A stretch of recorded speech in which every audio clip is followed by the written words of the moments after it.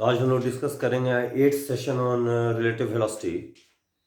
उसमें हम लोग ये डिस्कस करेंगे कि काहे किसी वेक्टर का जो टाइम डेरिवेटिव है वो रेफरेंस फ्रेम के रेफरेंस फ्रेम के चॉइस पर डिपेंड करता है। ये हम लोग समझने की कोशिश करेंगे इसको। So Y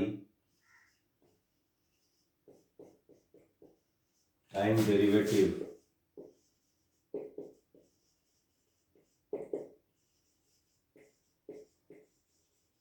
of a vector depends on the frame of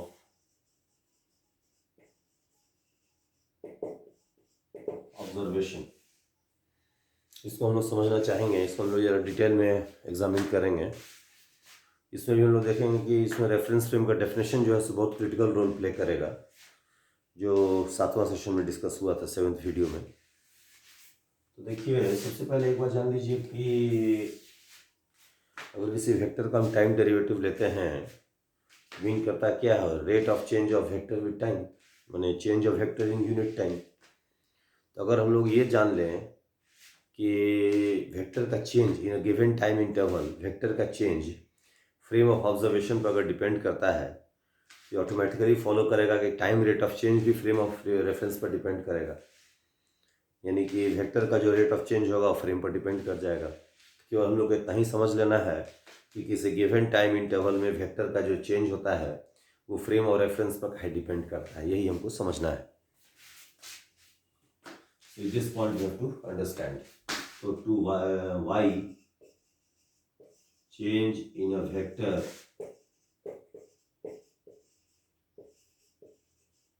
in a given time interval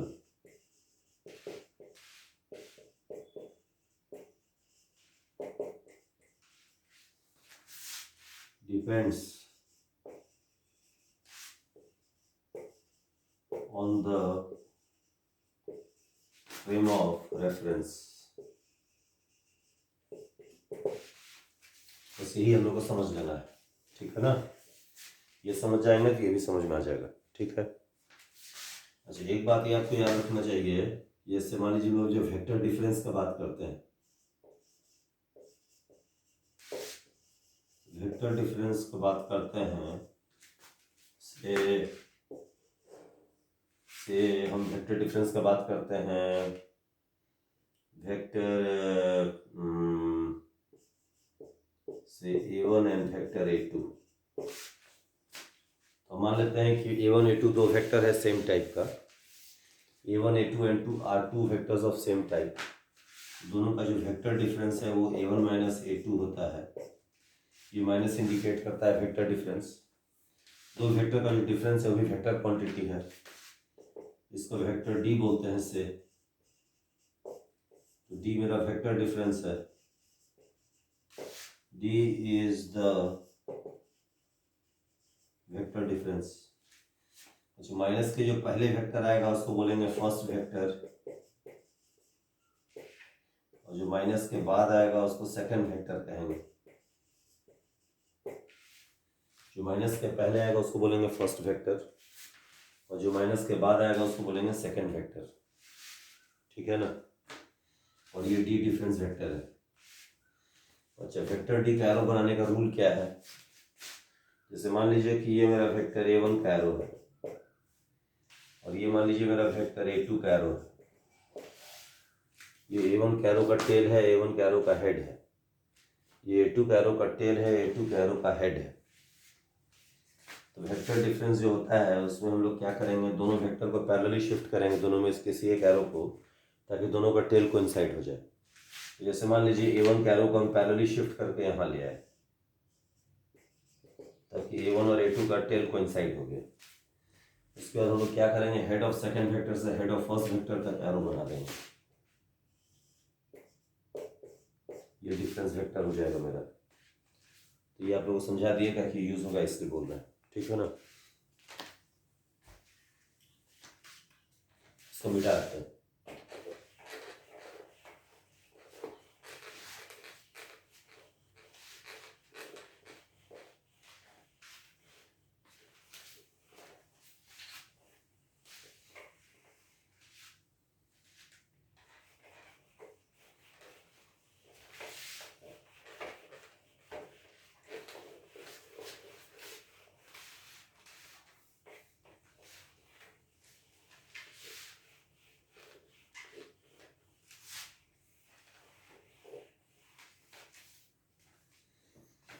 अच्छा, यहाँ तक आपको हम बता दिए, ठीक है ना। अच्छा, एक बात देखिए कि जैसे मान लीजिए कि दो फ्रेम है, एफ और एन, दो रेफरेंस फ्रेम है। अच्छा, रेफरेंस फ्रेम का पूरा डेफिनेशन 7th वीडियो में पूरा डिस्कस्ड है। 7th वीडियो का जो लिंक है इसके डिस्क्रिप्शन बॉक्स में डाल दिया गया है 8वां सेशन के, आप उसको एक्सेस कर सकते हैं उससे। एफ और एन देखिए दो वेक्टर है मान लीजिए, ठीक है ना। मान लेते हैं ए मेरा कोई वेक्टर है, आर्बिट्ररी वेक्टर है, ये सम आर्बिट्ररी वेक्टर, ये जो है सो कोई आर्बिट्ररी वेक्टर है ऐसा मानिए। अच्छा, अब हम ऐसा नोटेशन यूज करेंगे, देखिए डेल्टा ए एम, इसको बोलेंगे change of vector A with respect to frame M in the time interval t1 to t2 of vector A with respect to WRT with respect to change of vector A with respect to frame M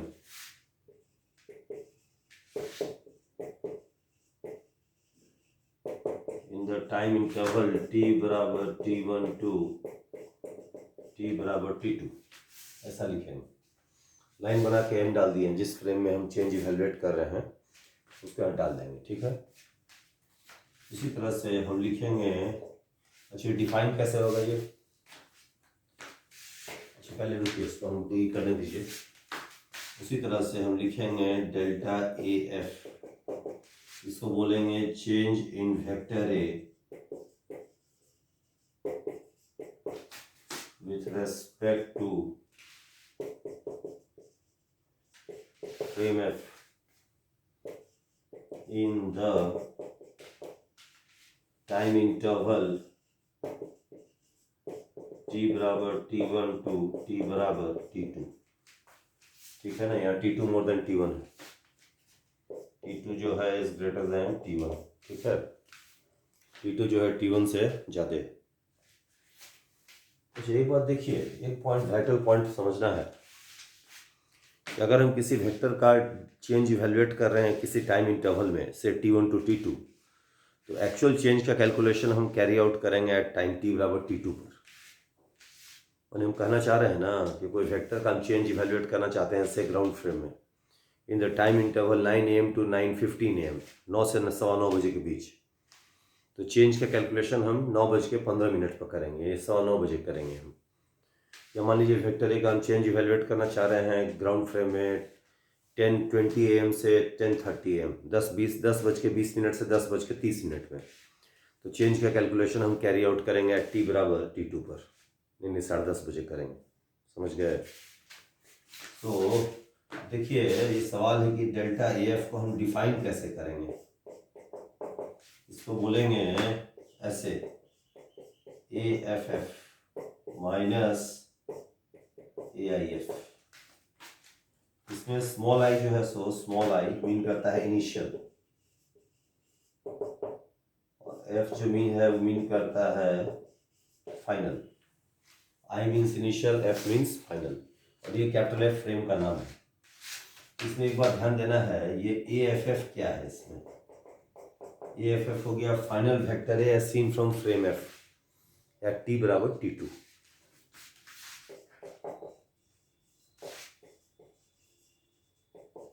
final vector ए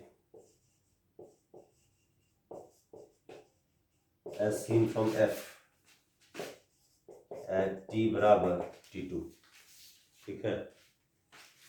और ए I F क्या होगा, initial vector A as seen from frame F at t बराबर t2। ये देखिए बहुत critical है, ये t बराबर t2 पर करेंगे, t1 पर नहीं लेंगे। यहाँ रिपीट कर रहे हैं, नॉट t बराबर t1, नॉट t बराबर t1, t बराबर t1 पर नहीं, t2 पर। अभी हम बोले थे ना कि अगर हम t1 से t2 में चेंज इवेलुएट कर रहे हैं तो चेंज की एक्चुअल कैलकुलेशन हम टाइम t बराबर t2 पर करेंगे। तो ये देखिए इनिशियल वेक्टर हम देखेंगे एफ के रेस्पेक्ट में टी बराबर टी टू पर, समझ गए। मतलब कि टी बराबर टी टू पर हम देखेंगे कि टी वन टाइम वाला वेक्टर कैसा दिखेगा एफ के रेस्पेक्ट में, ये जान लीजिए। टी टू टाइम पर हम देखेंगे कि एफ से देखने पर टी वन टाइम वाला वेक्टर ए कैसा दिखेगा, समझ गए।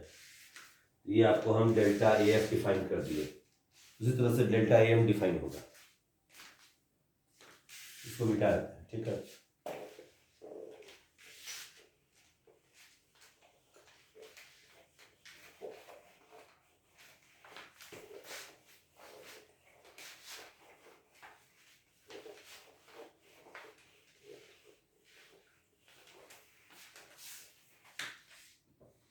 अच्छा, उसी तरह से हम लोग लिखेंगे डेल्टा एम। डेल्टा एम क्या है हम बता चुके हैं, लिखा हुआ है यहाँ पर।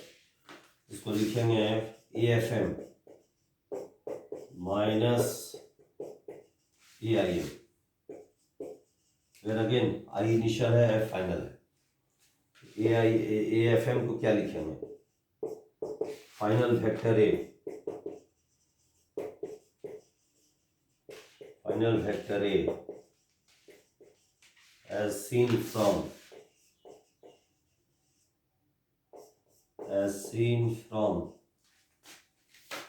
m at t बराबर t2, ऐसे लिखेंगे। Final vector A as seen from m at t बराबर t2, और ए आई एम क्या लिखेंगे, initial vector A as seen from m at t बराबर t2। ये देखिए फिर से याद रखिएगा, यह रिपीट कर रहे हैं, नॉट t बराबर t1, t बराबर t2। ए आई एम हो गया initial vector A as seen from frame M at t बराबर t2। मतलब कि t2 टाइम पर हम देखेंगे ना, t2 टाइम पर हम देखेंगे कि t1 टाइम वाला इनिशियल वेक्टर ए कैसा दिखेगा m से देखने पर, t2 टाइम पर t1 वाला कैसा दिखेगा। अभी एग्जांपल लेकर समझाएंगे, ठीक है। यहाँ बता दिया आपको सब।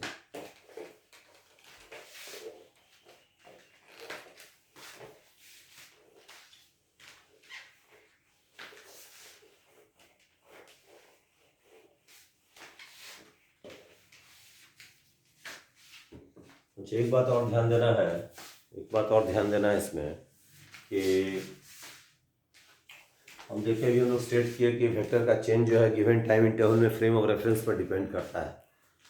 तो देखिए ये इन जनरल डिपेंड करता है, मतलब ऐसा नहीं है कि हमेशा चेंज अलग ही होगा, अलग फ्रेम में सेम भी हो सकता है कभी। तो कहने मतलब है कि गिवन टाइम इंटरवल में किसी वेक्टर का जो चेंज है वो in general frame to frame vary करेगा, बट ऐसा नहीं कि हर समय हर फ्रेम में अलग ही होगा, वो सेम भी हो सकता है। तो हम लोग इसको दो फेज में डिस्कशन करेंगे, समझे। तो फेज वन में हम लोग देखेंगे ना, फेज वन में हम लोग ये समझना चाहेंगे कि एम अगर एफ के रेस्पेक्ट में ट्रांसलेट कर रहा है, ट्रांसलेशन क्या है वो आपको हम थर्ड वीडियो ऑनवर्ड्स पूरा उसमें बता दिया गया है ट्रांसलेशन डिटेल में। तो कहना हम ये चाह रहे हैं कि फेज वन में हम लोग ये डिस्कस करेंगे कि एम अगर एफ के रेस्पेक्ट में ट्रांसलेट कर रहा है, उस केस में हम देखेंगे कि किसी भी गिवन टाइम इंटरवल में किसी वेक्टर का जो चेंज होगा वो एम और एफ में हमेशा इक्वल होगा।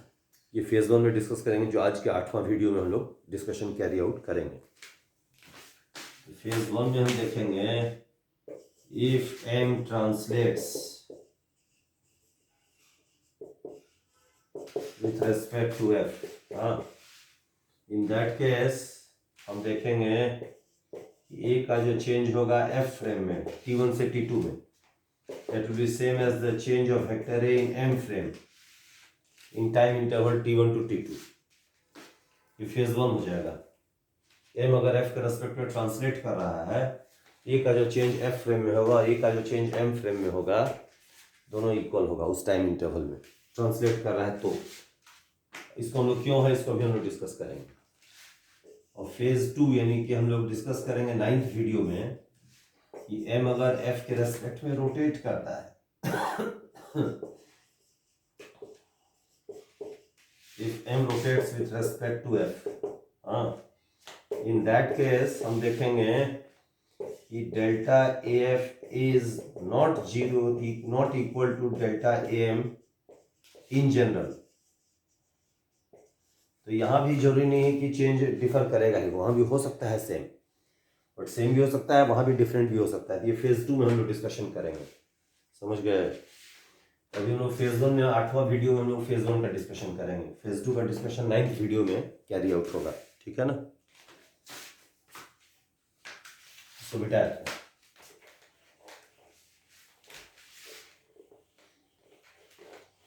अच्छा, क्यों डिपेंड करता है वेक्टर का डेरिवेटिव टाइम या चेंज या गिवन टाइम इंटरवल फ्रेम पर डिपेंड क्यों करता है? वजह है रोटेशन इसका, दैट इज द रीजन। ये हम लोग देखेंगे, अभी स्टेटमेंट लिख दे रहे हैं। कारण, बेसिक कारण क्या है? Rotation between the frames.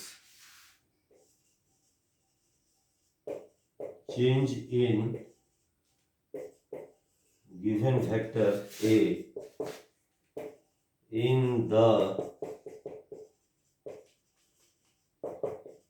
Time interval t बराबर t1 टू t बराबर t2 है ना, t1 to t2 is as seen from two frames M and F are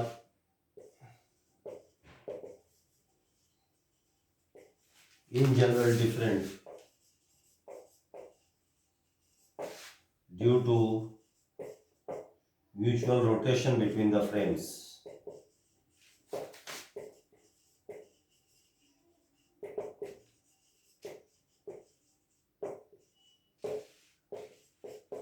Due to mutual rotation between M and F. Due to mutual rotation between क्या M and F, कारण rotation है, तो translation में M में कोई change दोनों frame में same दिखेगा। तो फेज 1 में हम लोग डिस्कस करेंगे अभी इसको बेटा।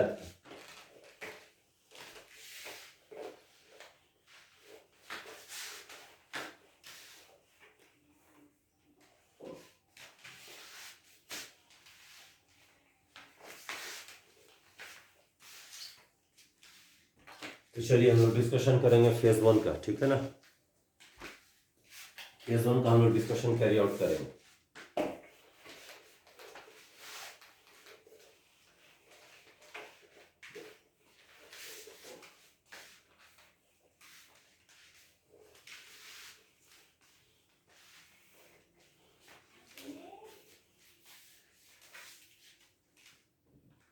तो चलिए तो फेज 1 का डिस्कशन करता है।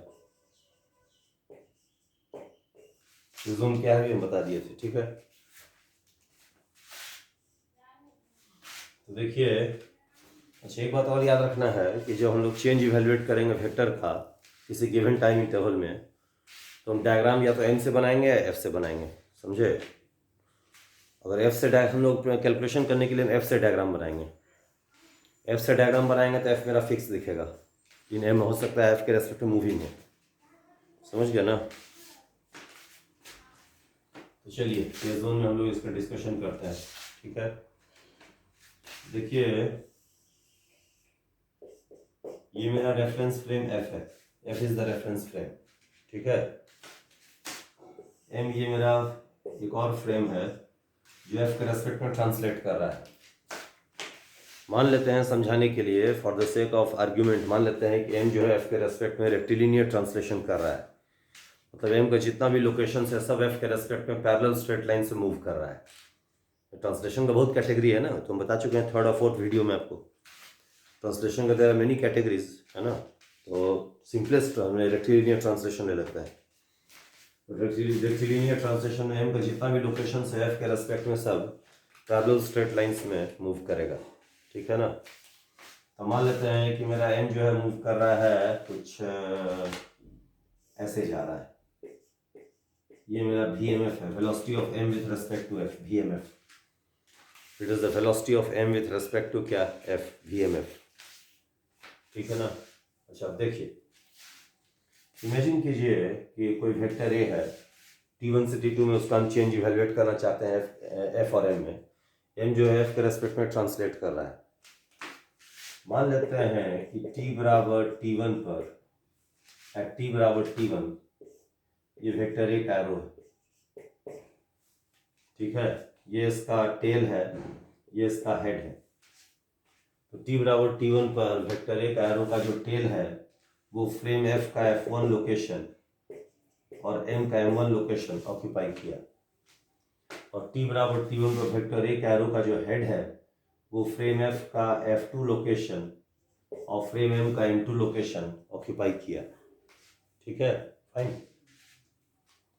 अच्छा, वेक्टर ए को हम अगर पैरेलली शिफ्ट कर देंगे तो ये हो सकता है हो सकता है क्या, मतलब अगर वेक्टर ए के एरो को हम पैरेलल शिफ्टिंग करें तो उससे वेक्टर में कोई चेंज तो नहीं आता है, आप लोग जानते हैं पैरेलल शिफ्टिंग से वेक्टर में कोई बदलाव नहीं आता है। तो वो एफ का कोई दूसरा लोकेशन ऑक्यूपाई करेगा और उसका एरो का जो हेड और टेल है एम का भी दूसरा लोकेशन ऑक्यूपाई करेगा। लेकिन जैसे मान लीजिए कि अगर ये वेक्टर ए का एरो को हम पैरेलली शिफ्ट करके यहाँ ले आते हैं, एफ का मान लेते हैं कि F5 और F6 लोकेशन ऑक्यूपाई करता है उसका टेल और हेड, और M का M5 M6 लोकेशन ऑक्यूपाई करता है। तो उसमें पैरेलल शिफ्टिंग करेंगे तो ये F1 की जगह आ जाएगा आपका F5 और ये हो जाएगा F6, ये हो जाएगा M5 हो जाएगा, ये M6 हो जाएगा, समझ गए ना। तो डेट डजंट मैटर क्यों कौन सा बनाया, मैं हमको बस कोई लोकेशंस लेके समझा रहे हैं इसको, समझ गए ना। और ये यूनिक नहीं है, F1 F2 लोकेशन यूनिक नहीं है कि F1 F फ्रेम का F1 F2 ही ऑक्यूपाई करेगा, फिर दूसरा पैरेलल लोकेशन भी ऑक्यूपाई कर सकता है वेक्टर ए का एरो, समझ गए ना क्या बोले। मतलब कहना चाह रहे हैं कि हम F1 F2 जो लिए हैं उसके बदले हम फ्रेम F का कोई और लोकेशन भी ले सकते थे, से F5 F6, उसके भी F5 F6 जो भी होता है इसके पैरेलल ही होता है F1 F2 के लाइन, उस तरह से, समझ गए। F1 F2 समझाने के लिए था, यानी F1 F2 यूनिक नहीं होता, यानी वो फ्रेम F का उसका वेक्टर एक एरो का जो टेल और हेड है फ्रेम F का कोई दो और लोकेशन से F5 F6 F7 F8 वो भी ऑक्यूपाई कर सकता, तो सब पैरेलल होता है F1 F2 के। सो ऐसा लिमिट पर हट जानी, similarly for M frame also, ठीक है। अच्छा, अब देखिए एक बात हम बोलेंगे जरा कि हम इनिशियल वेक्टर ए देखना चाह रहे हैं एफ के रेस्पेक्ट में टी बराबर T1 पर। हम इनिशियल वेक्टर ए जानना चाह रहे हैं एफ के रेस्पेक्ट में टी बराबर T1 पर, ठीक है। उसके लिए हमको टी बराबर T1 पर हम देखेंगे कि वेक्टर ए का एरो का जो टेल और हेड है उसका टेल और हेड जो है वो फ्रेम एफ के किस लोकेशन पर सिचुएटेड है। जैसे वेक्टर ए का एरो को हम T1 टाइम पर फ्रेम एफ से देख रहे हैं तो हम देखेंगे कि T1 टाइम पर वेक्टर ए का एरो का टेल और हेड फ्रेम एफ का कौन लोकेशन ऑक्यूपाई करता है। तो टेल मेरा F1 है और हेड मेरा F2 है। तो initial vector A as seen from F at time T1 F1 से F2 यानी यहाँ से यहाँ हो जाएगा, ठीक है। तो उसको हम ऐसे लिखेंगे, देखिए AI dash F, AI dash F इसको बोलेंगे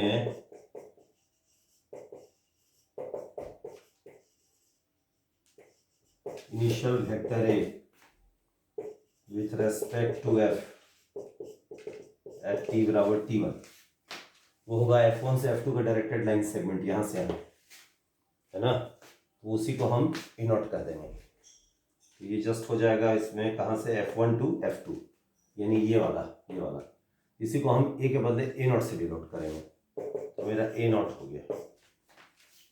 उसी तरह से हम जानना चाहेंगे A F dash F sorry A F dash sorry A I dash M, A I dash M क्या initial vector A with respect to M at T बराबर T1। अच्छा, अगर हम इनिशियल वेक्टर ए ले रहे हैं एम के रेस्पेक्ट में टी बराबर T1 पर, तो हम देखेंगे कि टी बराबर T1 पर वेक्टर ए का जो एरो का टेल और हेड है वो एम के किस लोकेशन पर सिचुएटेड है। तो इस डायग्राम से आप देख सकते हैं टी बराबर T1 पर वेक्टर ए का एरो का जो टेल और हेड है वो फ्रेम एम के M1 और M2 लोकेशंस पर रेस्पेक्टिवली सिचुएटेड है। तो इनिशियल वेक्टर ए जो होगा एम के रेस्पेक्ट में T1 से T2 में T1 टाइम पर, ए का जो इनिशियल वेक्टर होगा एम के रेस्पेक्ट में T1 टाइम पर वो M1 से M2 का लाइन सेगमेंट होगा, यानी यहाँ से यहाँ। बट M1 F1 को इंसाइड करता है और M2 F2 को इंसाइड करता है, तो जो वेक्टर F1 से F2 होगा वही वेक्टर M1 से M2 होगा। बट F1 से F2 जो वेक्टर है वो A0 है, इसलिए M1 से M2 जो वेक्टर होगा वो भी A0 ही होगा, तो इसको A0 कहेंगे। ये AI डैश M है, AI डैश F है, ये भी आपको हम समझा दिए। फाइन, जिसको मिटा देते हैं।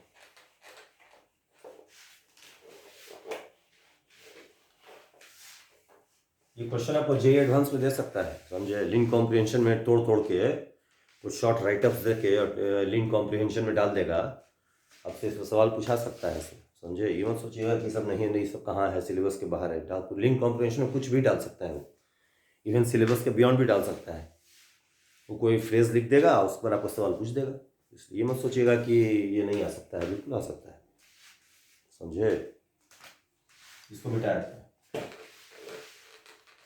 अच्छा, अब क्या हुआ कि कोई फेनोमेना हुआ जिससे वेक्टर ए बदल गया, समझ गए, माने कि due to some physical phenomena the vector A undergoes a change, ठीक है। तो t बराबर t2 पर हम मान लेते हैं, ये मेरा सिचुएशन देखिए,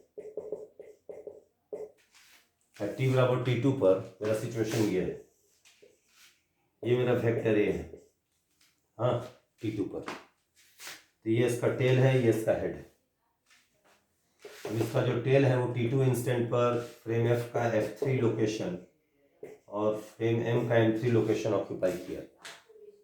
अब वेक्टर ए एरो का जो हेड है वो t बराबर t2 पर फ्रेम f का f4 लोकेशन और फ्रेम m का m4 लोकेशन ऑक्यूपाई किया। ये t बराबर t2 पर है, ठीक है, फाइन। अगेन हम एक बार बोलेंगे, वेक्टर एक एरो बनाया है तो इसका टेल और हेड f फ्रेम में f3 f4 पर है, और उसका जो m फ्रेम में टेल और हेड है m3 m4 पर है। बट f3 f4 यूनिक नहीं है, मैंने कोई और लोकेशन भी मिल सकते थे सच दैट कि वो पैरेलल होता है f3 f4 के। m3 m4 को जोड़ने वाला लाइन भी ये वाला है। m3 m4 पर अगर वेक्टर यहाँ बनाते हम, m3 m4 की जगह m5 m6 आया था या m7 m8 आया था, that doesn't matter. m3 m4 के बदले हम कोई दूसरा पैरेलल लोकेशन भी ले सकते हैं। तो अब जरा देखिए, हम जानना चाहेंगे दो चीज़ अगेन, AFF, ठीक है। अच्छा, AFF मेरा क्या है? फाइनल वेक्टर ए,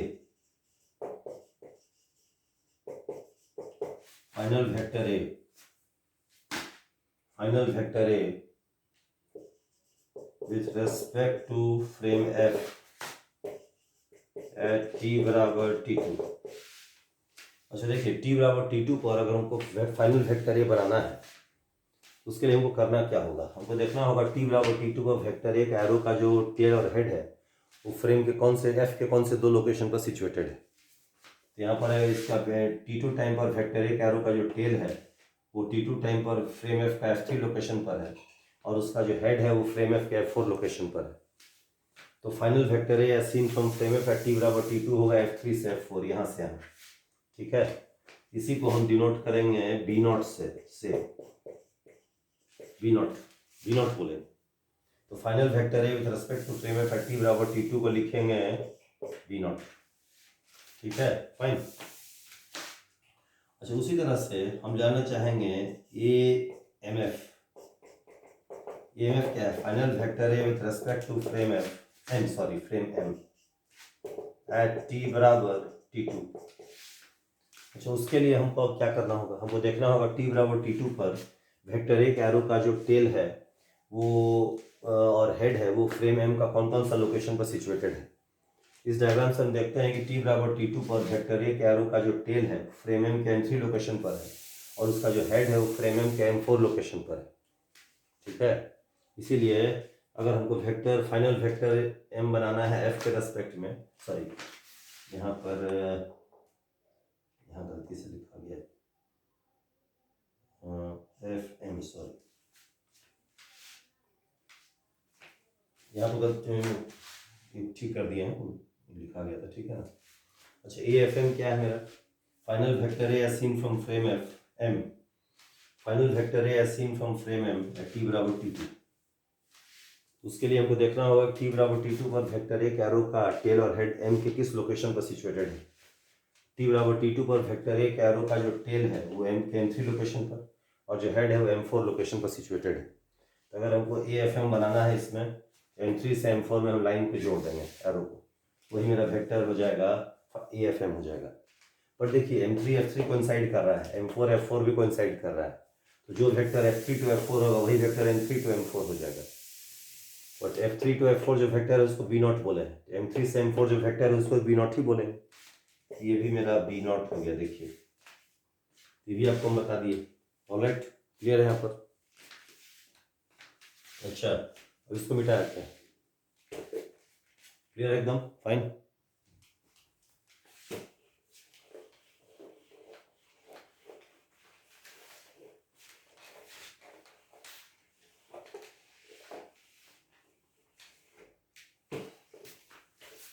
अच्छा, अब हम लोग क्या करेंगे, चेंज इवैल्यूएट करेंगे दोनों फ्रेम में।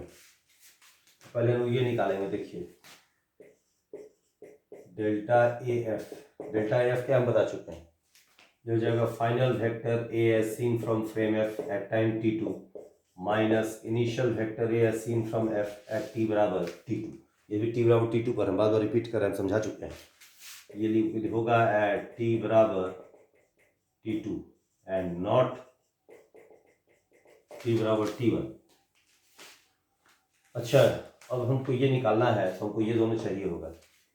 अच्छा, ए एफ एफ क्या अभी हम बता चुके हैं, वेक्टर B0 है, is nothing but vector B0। अच्छा, ए आई एफ अब क्या है, ये वाइटल है। देखिए ए आई एफ क्या है, इसको जरा ध्यान से समझिए। हाँ समझे, ए आई एफ क्या है, initial vector A seen from frame F at t बराबर t2। ठीक है, initial vector A seen from F at t बराबर क्या, t2। ठीक है ना। चलो देखो इसको नीचे लिख देते हैं, तो जगह चाहिए होगा, यहाँ नीचे लिख दे रहे हैं। ठीक है,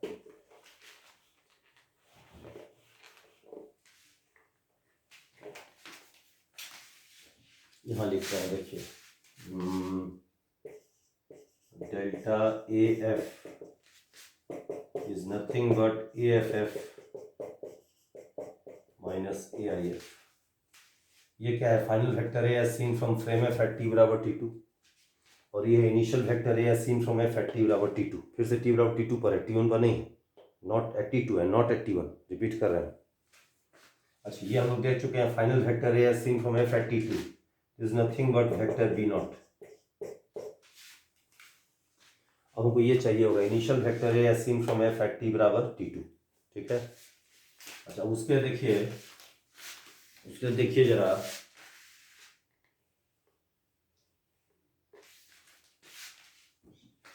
उसके देखिए कि हम लोग क्या t बराबर t1 पर वेक्टर एक एरो ऐसा था जिसको हम लोग A0 बोले थे, ये था सॉरी F1 M1 था, और ये था F2 M2।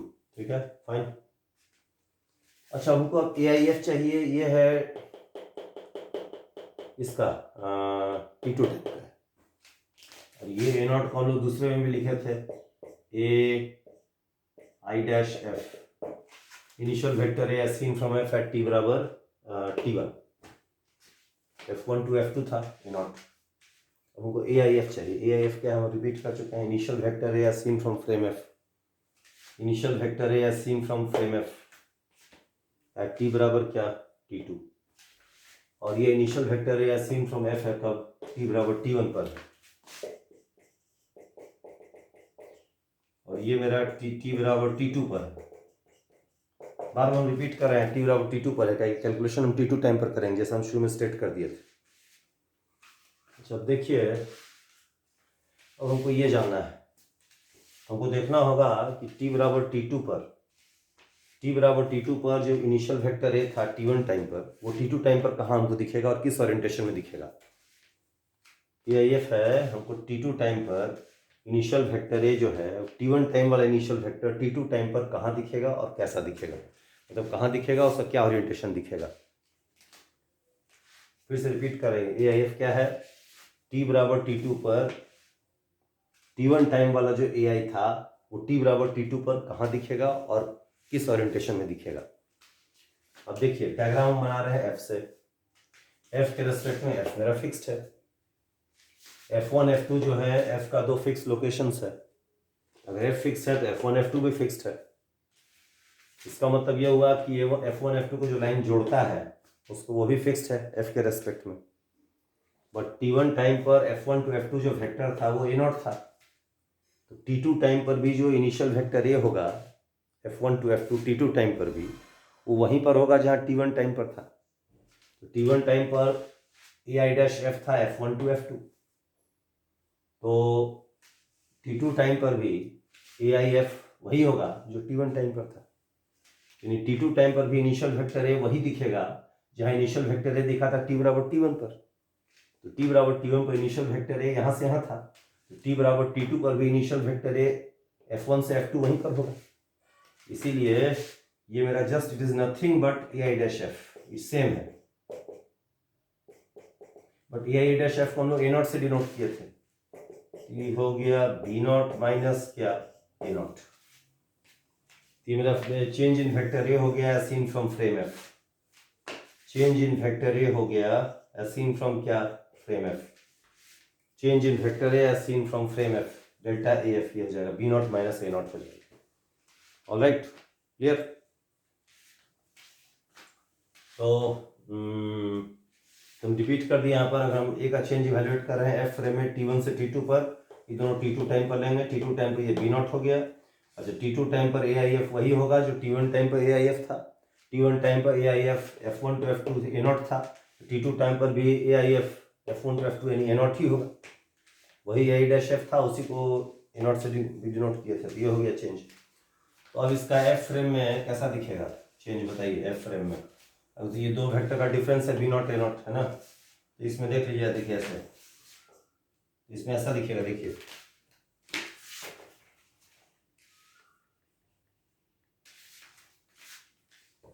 तो देखिए ऐसा दिखेगा, B0 मेरा सेकंड वेक्टर राइटवर्ड है,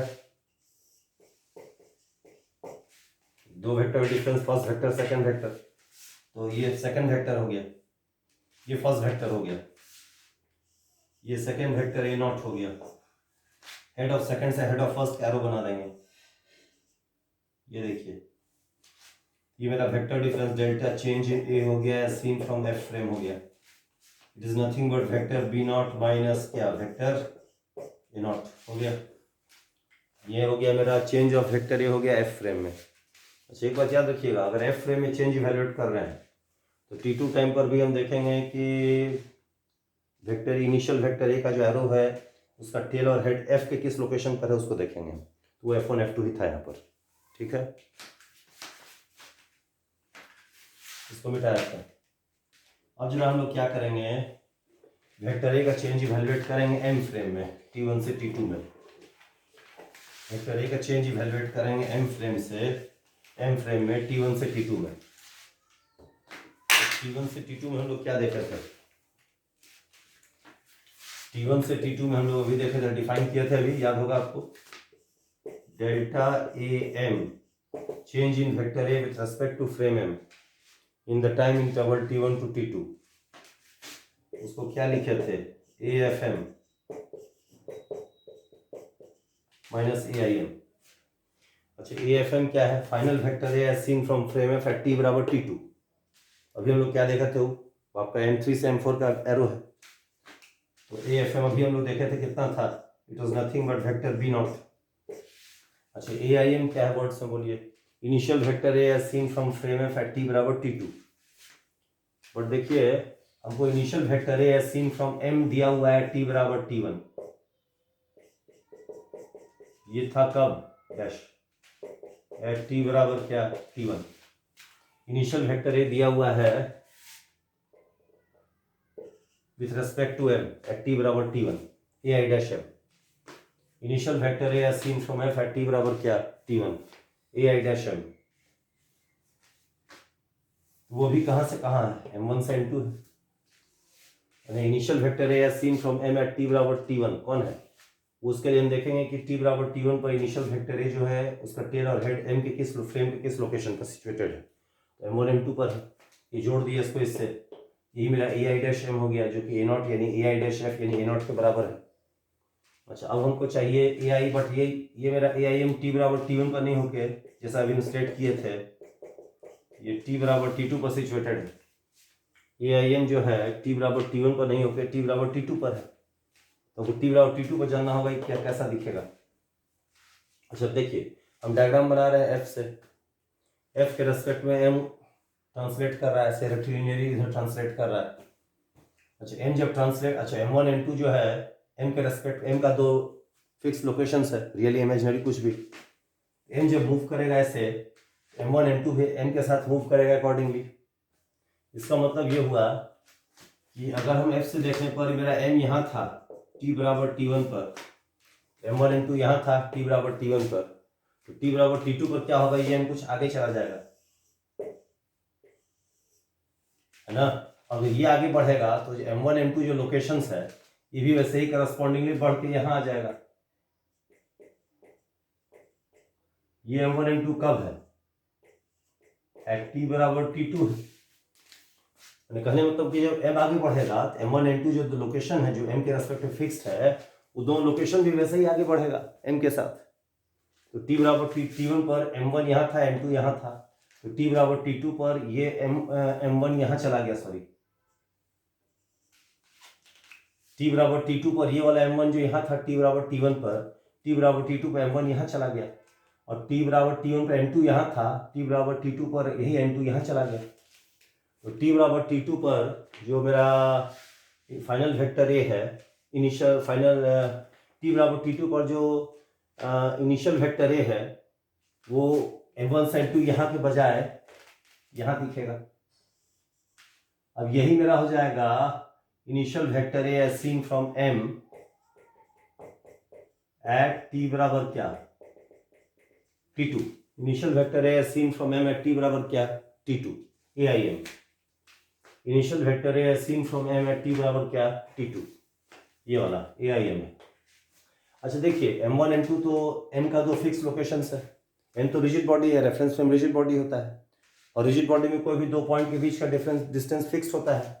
एम वन एम टू यहाँ जो डिस्टेंस होगा ये भी यही डिस्टेंस होगा, यानी इसका वही मैग्नीट्यूड होगा जो इसका होगा, यानी इसका मैग्नीट्यूड यही होगा जो इसका मैग्नीट्यूड होगा ए नॉट का। अच्छा एम जो है एफ के रेस्पेक्ट में ट्रांसलेट कर रहा है, एम का जो है एफ के रेस्पेक्ट में ओरिएंटेशन चेंज नहीं होगा। एम वन एम टू जो है एम का दो फिक्स लोकेशंस है, तो एम वन एम टू को जोड़ने वाला लाइन का भी ओरिएंटेशन एफ के रेस्पेक्ट में चेंज नहीं करेगा। यानी टी वन टाइम पर एम वन एम टू को जोड़ने वाला लाइन ऐसा था, वर्टिकल दिखता था, तो टी टू टाइम पर भी एम वन एम टू को जोड़ने वाला लाइन वर्टिकल वैसे दिखेगा। यानी कि ये वाला एम वन एम टू के बीच का एरो और ये एम वन एम टू के बीच का एरो आइडेंटिकल है in magnitude and direction both. यानी कि ये जो मेरा ए आई एम एट टी बराबर टी टू है, it is nothing but this, यहाँ वाला ये वाला एम वन से एम टू, यानी it is nothing but A not. यानी हम देख लिए कि टी बराबर टी टू पर जो इनिशियल वेक्टर ए होगा एम के रेस्पेक्ट में वो ए नॉट के बराबर होगा, वही जो इनिशियल वेक्टर ए था एम के रेस्पेक्ट में टी वन टाइम पर, इसलिए this is nothing but A naught, ये भी ए नॉट हो जाएगा। देखिए meaning delta A M that is also B naught minus A naught, that is अभी हम लोग देख चुके हैं वो delta A in F frame भी है, बी नॉट माइनस क्या, ए नॉट। ये देखिए तो दोनों फ्रेम में चेंज उसका सेम दिखेगा, B naught minus A not.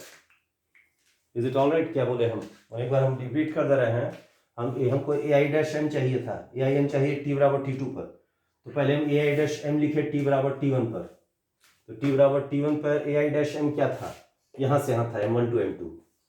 फिर हमको ए आई एम चाहिए टी बराबर टी टू पर, तो हम बोले एफ के रेस्पेक्ट में एम ट्रांसलेट कर रहा है, एम ट्रांसलेट करेगा तो एम वन एम टू जो है उस एम का दो फिक्स लोकेशन है, तो एम जब आगे बढ़ेगा तो एम वन एम टू भी करस्पॉन्डिंगली आगे बढ़ेगा। तो अगर टी बराबर टी वन पर यहाँ था एम और टी बराबर टी टू पर एम यहाँ आ गया, तो टी बराबर टी वन पर एम वन एम टू यहाँ था, तो टी टू टाइम पर ये एम वन यहाँ चला गया और ये एम टू यहाँ चला गया, तो ये मेरा टी बराबर टी टू पर एम वन एम टू को जोड़ने वाला लाइन ये हो गया।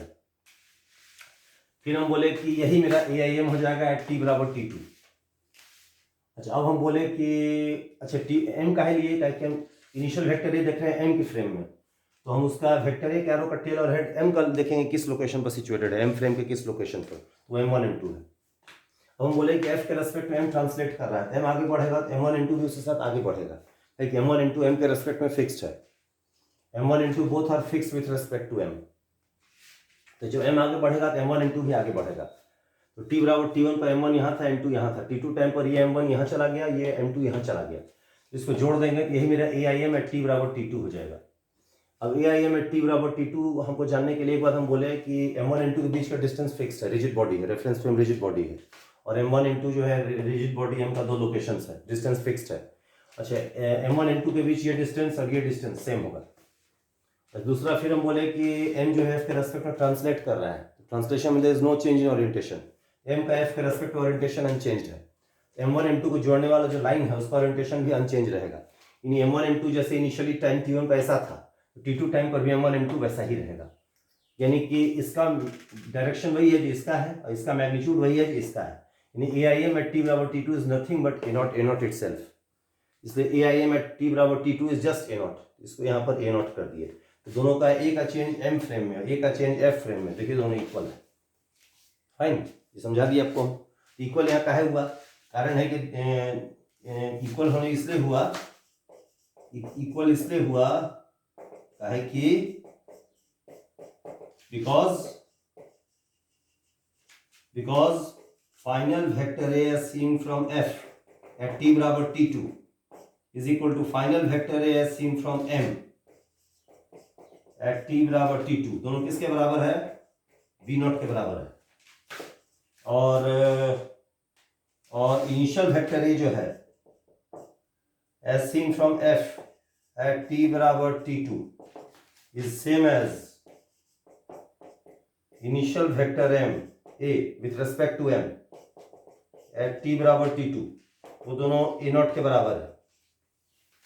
तो अगर दोनों फाइनल भी इक्वल है, इनिशियल भी इक्वल है, तो दोनों का डिफरेंस भी सेम हो जाएगा।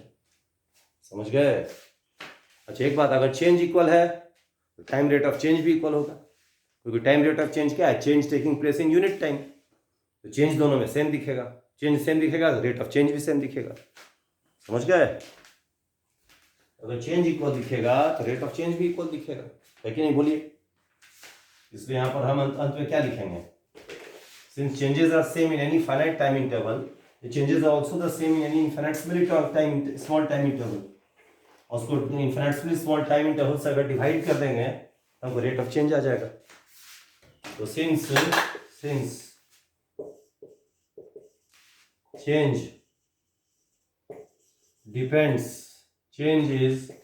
depends on the frame of reference, change is same in both frames m and f,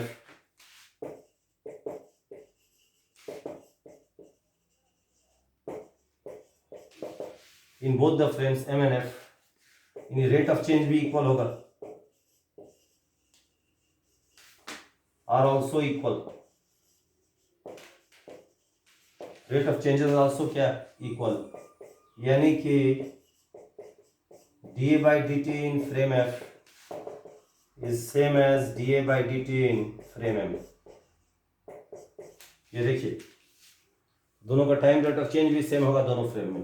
कब? जब m मेरा f के रेस्पेक्ट में क्या करता है? ट्रांसलेट करता है। तो यहाँ जाके देखिए, 8वां सेशन का वीडियो हम पूरा बता दिए हैं। इससे आपको समझा दिए हम कि काहे ट्रांसलेटिंग फ्रेम में रेट ऑफ चेंज सेम होता है, ताकि फाइनल इक्वल है, इनिशियल इक्वल है। इक्वल होने का कारण क्या है बता दिए, no change in orientation. AIM वही होगा जो AI डैश m होगा, क्योंकि m का ओरिएंटेशन f के रेस्पेक्ट में चेंज नहीं हो रहा है। ये मेरा AI डैश m था ऐसे, AIM भी ऐसे ही रहेगा, सेम मैग्नीट्यूड सेम डायरेक्शन, बस उसका लोकेशन आगे चेंज शिफ्ट हो जाएगा, क्योंकि f के रेस्पेक्ट m आगे बढ़ रहा है। m1 m2 भी उसके साथ करस्पॉन्डिंगली आगे बढ़ेगा। तो m इधर जाएगा तो इनिशियली m1 m2 ऐसे था, अभी m1 m2 ऐसे हो जाएगा। यहाँ जाके आपको हम 8वां वीडियो में पूरा समझा दिए हैं काहे किसी वेक्टर का जो चेंज होता है वो फ्रेम ऑफ रेफरेंस पर ट्रांसलेटिंग फ्रेम में सेम क्यों होता है, ये हम बता दिए हैं आपको। ठीक है, अब यहाँ से क्लोज कर दीजिए।